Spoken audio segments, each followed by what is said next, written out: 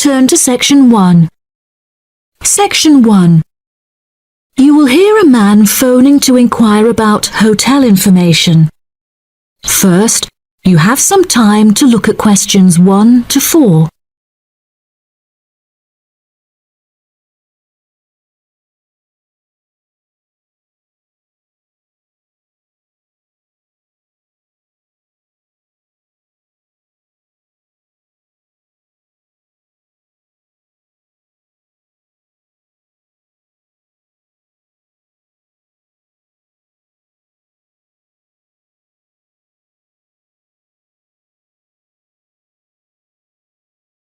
Now we shall begin. You should answer the questions as you listen, because you will not hear the recording a second time. Listen carefully and answer questions 1 to 4. Good afternoon. You're through to reception at the Island Hotel in Crete. How may I help you today? Yes, hello there. I'm hoping to book a double room for my wife and myself for about 2 weeks, from the 25th of April of this year. Firstly, could you tell me whether it's particularly hot during this time? Yes, of course, sir. During late April and early May, the daytime temperature shouldn't exceed 19 degrees Celsius. But the weather has been rather erratic and difficult to predict in recent years, so I am unable to say for certain. Okay, that sounds good. My wife doesn't like going outside when it's very hot. I haven't booked flights yet, but I must say that I'm unfamiliar with Crete and its transport system. Does the hotel provide an airport shuttle service? Yes, sir. We provide a complimentary airport pickup service for all our guests. It takes about 40 minutes to get here from the airport, but it's at least 60 minutes at rush hours. And you will be provided with a fully air-conditioned shuttle bus. Okay, excellent. In that case, do you have any rooms available for the dates I gave you? I shall have a look on the system now for you, sir. Bear with me just a moment. Yes, sir. I can see now that we have several rooms available. Would you prefer a garden view or a sea view? Well, ideally I would like a sea view room with a balcony. But of course that depends on the difference in price. Not to worry, sir. All of our standard double rooms have ensuite facilities and a balcony. If you would like one of our sea view rooms, there is a premium of €60 per night. Okay, so could you tell me the total nightly rate for a standard double room with a sea view? Yes, of course, sir. For the spring months, our rate is €216 per night. For 14 nights altogether, this will come to €3,024. Perfect. I also read on your website that the hotel has gym and spa facilities. Are there any other facilities on offer? Yes, we have a large outdoor infinity pool overlooking the ocean, with luxury sunbeds and a poolside bar. We also have 3 full-size tennis courts, where we run a popular doubles tournament, with the winner receiving 2 all-inclusive spa day vouchers. Goodness, I shall have to brush up on my tennis skills. Before you hear the rest of the conversation, you have some time to look at questions 5 to 10.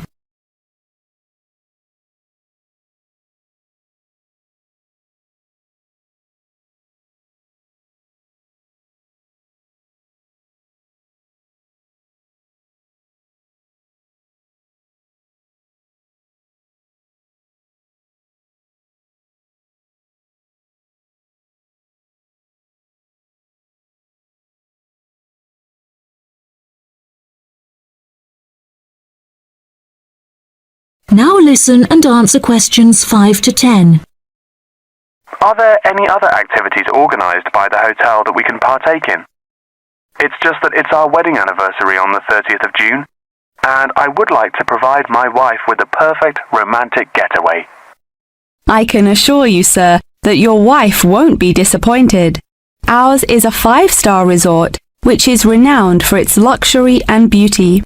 In terms of activities, the hotel provides thrice-weekly entertainment. On Tuesdays, guests will take a minibus and partake in learning to cook succulent fish dishes with our Michelin-starred chef Enrique. The class will take place in a beautiful valley deep in the Cretan hills, where guests will be treated to an intimate piano performance by our in-house concert pianist Pedro. On Wednesdays, a select number of guests will be fortunate enough to explore the mountains by helicopter, before being transported to a tropical Cretan garden by shuttle bus. Finally, on Thursdays, after a fancy dinner, we provide a spectacular fireworks display, which guests can view from the comfort of a cable car. Oh, wow. That all sounds absolutely wonderful. I shall book the room now, and then I need to look at flights so as not to become extortionate. Would you like to take my details now or later? That is the end of section 1. You now have half a minute to check your answers.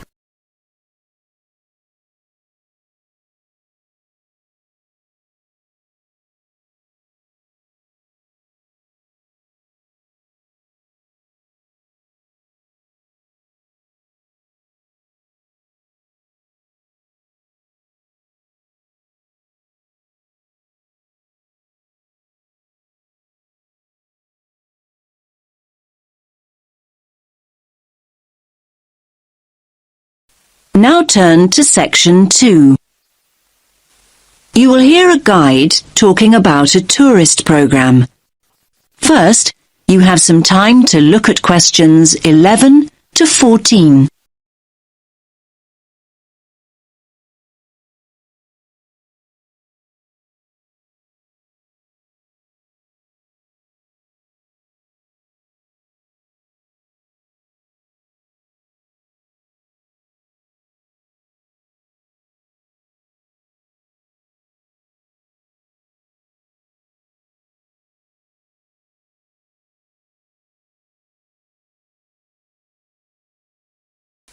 Listen carefully to the first part of the talk and answer questions 11 to 14. Welcome to all of you. Can everyone see me and hear me? Good. My name's Kathy, and I'm here to tell you about the special programme of events going on here at the Royal Observatory. Yes, it's Doors Open Day here in Edinburgh, and we're delighted that you have chosen to make this very special building part of your own Open Doors Day experience. Now, I'll make a start with giving you some background information about the Doors Open event. Doors Open takes place every year in September, and the observatory is one of the many buildings, 112 of them in fact, that open their doors to visitors for one weekend. And yes, there's absolutely no charge. It's all completely free. The observatory has been involved in this event for more than 20 years, and every year we attract more and more visitors, like you, who want to find out more about great buildings in the city. And hopefully you'll leave with a better understanding of the universe too. OK, now let's run through today's programme of events.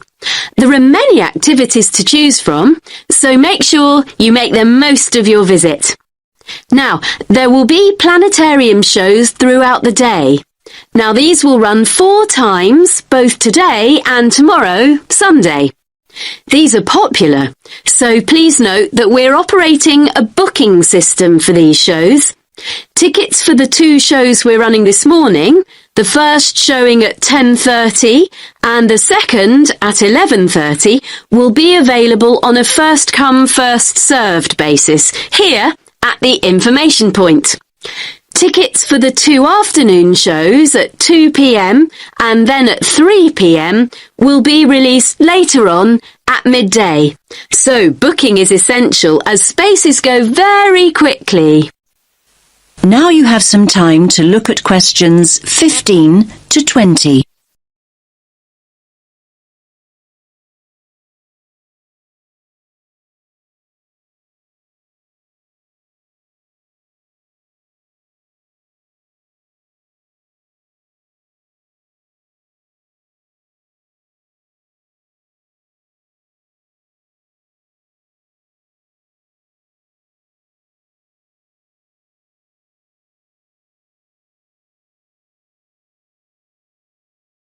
Now listen to the next part of the talk and answer questions 15 to 20.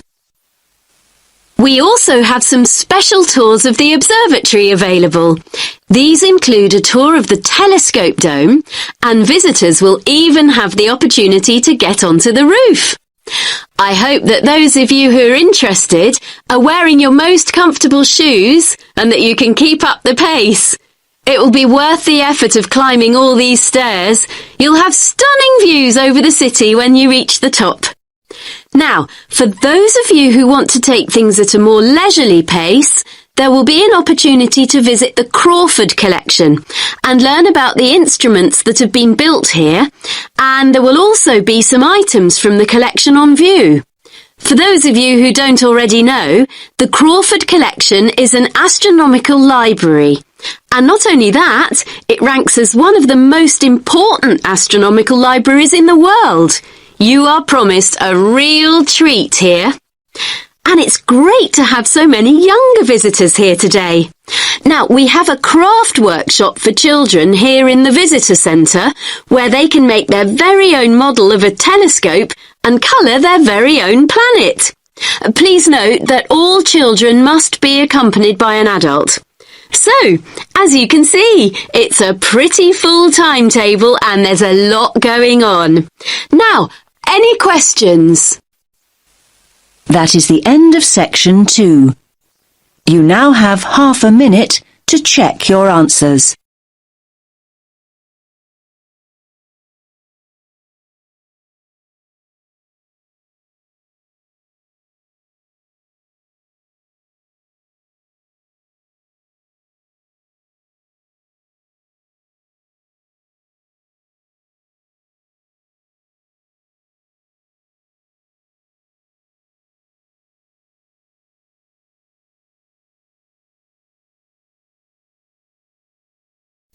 Now turns to part 3.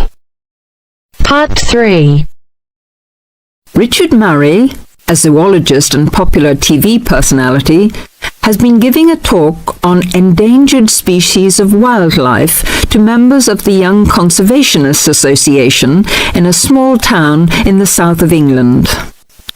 Listen to the extract from the discussion he had with two of the young people after his talk.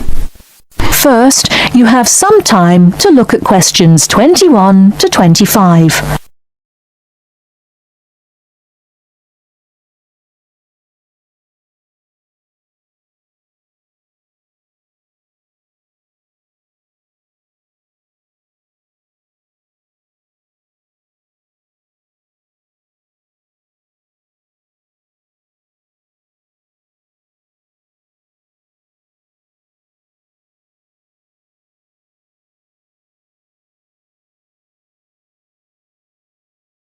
Now listen carefully and answer questions 21 to 25.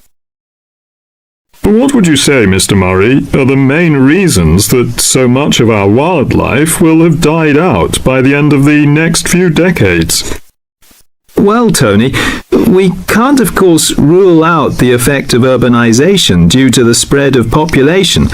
But apart from that, I believe there are two reasons which, in a way, are like the opposite ends of a piece of string. If you tie a knot in that piece of string, you end up with a circle, and whichever way you go round, it's going to turn out to be the same. I don't think I quite get that, Mr. Murray. Well, let's put it another way. It's rather like a film. You've got the good guys and the bad guys.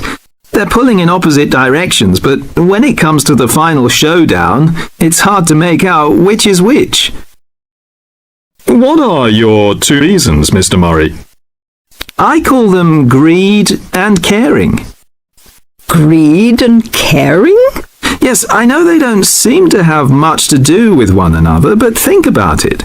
The motive of greed is pretty obvious. In the course of the next few months, thousands of baby seals will be bludgeoned to death before they're even weaned from their mothers.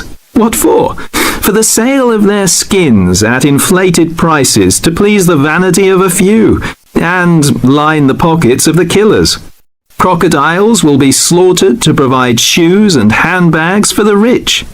Gorillas, tigers, leopards and rhinos will be hunted for senseless sport or poached in defiance of regulations. Their skins, their horns, and their magnificent heads will be used as trophies to decorate someone's living room floor or walls. That's terrible. Yes, but it's not all. The whale, probably the most impressive and certainly one of the most intelligent sea mammals in creation, will be cruelly hunted and harpooned to make more money for the profiteers. The dolphin, the sailor's friend, will be indiscriminately battered to death at so much a head on the grounds that it is taking away the livelihood of a few fishermen by consuming the fish in its natural habitat. But surely, Mr. Murray, we do have to keep warm. We need whale oil and ambergris. Fishermen have to make a living. Part of what you say is true, of course, Tony, but we shall have to enforce far stricter controls if future generations are not to find themselves in a world devoid of wildlife as we know it. Well, I see what you mean about fur coats and crocodile handbags, Mr. Murray, but I don't understand what you mean by caring. That can't be bad, surely. I mean, I thought we were supposed to be living in a caring society. Well, so we do, in a way. The trouble is, there are so many well-intentioned people who start out with the best possible motives of trying to protect or immunize us from this, that, or the other in the most effective way at the quickest possible rate. But in their enthusiasm, they lose sight of the long-term consequences. It's only very gradually that the danger to other forms of life, including humans, comes out. Not to say leaks out, and by that time it'll probably be too late to do much about it. Take insecticides, for instance. But Before you hear the rest of the talk, you have some time to look at questions 26 to 30.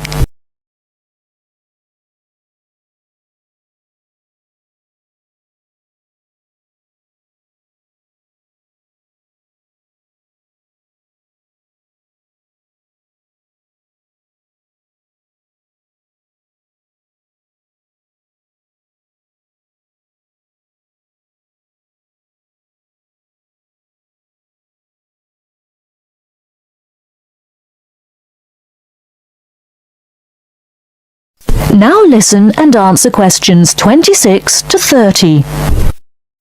But insecticides protect crops from pests. They destroy disease-carrying mites and creepy crawlies like cockroaches. True, but nature has a way of developing her own immunity against insecticides and other pest controls, with the result that the biologists are driven to inventing stronger and stronger compounds, which, though they may annihilate the pest, nevertheless permeate the environment, are assimilated by plant and animal life, and become absorbed by the soil. Countless innocent creatures, the beaver or the mole, for example, are performing a useful task in the natural control. The alarming prospect is that as these poisons enter the foods we eat, and consequently our own systems, they'll find their way into the body of the pregnant mother and into her milk, offering incalculable risks to the unborn or newly born infant. In spite of all our technological expertise, our time is running out. We're virtually destroying ourselves. That is the end of part 3. You now have half a minute to check your answers.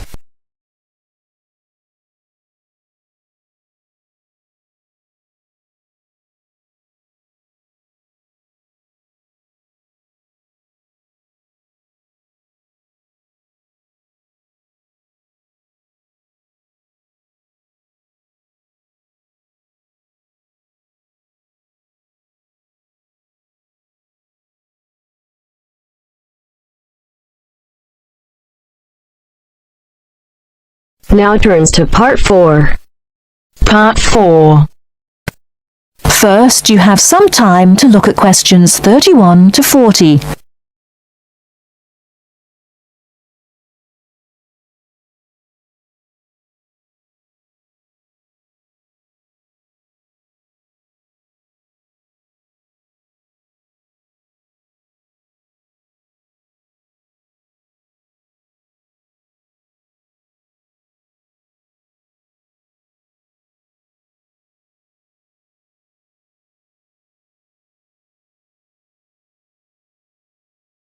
Now listen carefully and answer questions 31 to 40. Today I'm going to talk about the city of Barcelona and its architecture. First, the city. Barcelona is a city of some 1.5 million people. It is a port situated on the northeast coast of Spain in the province of Catalonia. The people speak Catalan as their native language, but most are also fluent in Castilian Spanish and some speak English too. The city centre is surrounded by a ring road which encloses a grid with two major roads running diagonally across it. These are the Avenidas Diagonal and Meridiana. Probably the most famous street in Barcelona is La Rambla, which connects the Plaça de Catalunya in the town centre to the statue of Columbus on the water's edge. All along the centre of this wide boulevard are stalls selling flowers and artistic works. Barcelona was founded by the Carthaginians from modern-day Tunisia in North Africa. It grew under the influence of the Roman Empire, later becoming the capital of Spain. Under strong government, it expanded its trade, exporting cloth to other Mediterranean ports, and establishing itself as a financial centre. It went into decline after 1400, and in 1640 it was the centre of the Catalan Revolution against King Philip IV of Spain. Now it is considered by many to be the cultural centre of Spain, and the Olympic Games were held there in 1992. Now to the architecture. Throughout the city, there are many fine buildings, churches, cathedrals, markets and squares, which date back to the 13th century.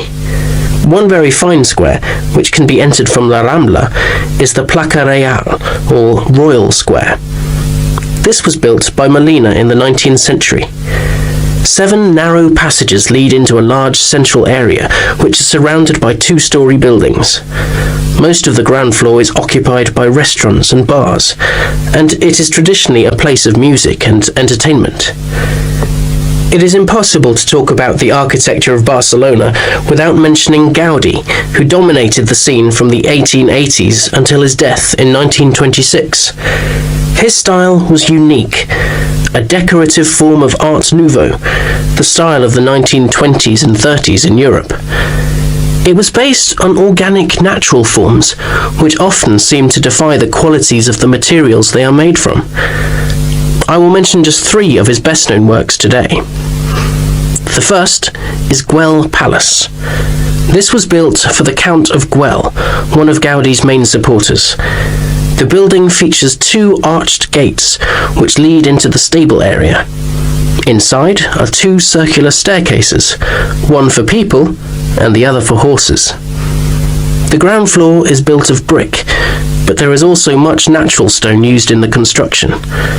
The roof is quite fantastic, with brightly coloured sculptures built around the chimneys and ventilation shafts. Another project commissioned by Güell is the park named after him. This was meant to be a garden city with 50 houses, but in fact only 2 were ever finished. The influence of nature is strong in the cave-like spaces and animal figures, and again, much use has been made of brilliantly coloured surfaces. But the greatest of Gaudí's works is still under construction, and it is not expected to be finished until 2041. He began work on this cathedral, known as La Sagrada Familia, Church of the Holy Family, in 1882, which means that it will have taken 159 years to complete. The finished building will have 18 towers, the highest being 170 metres high. The building will be 95 metres long by 60 metres wide, and it will hold 13,000 people, a truly impressive monument to Gaudí's great genius. And that's all we have time for today. Next week, we'll look at some of Gaudí's smaller projects and also his furniture designs. Please make sure that you complete your assignment on Le Corbusier by this coming Friday. That is the end of part 4. You now have half a minute to check your answers.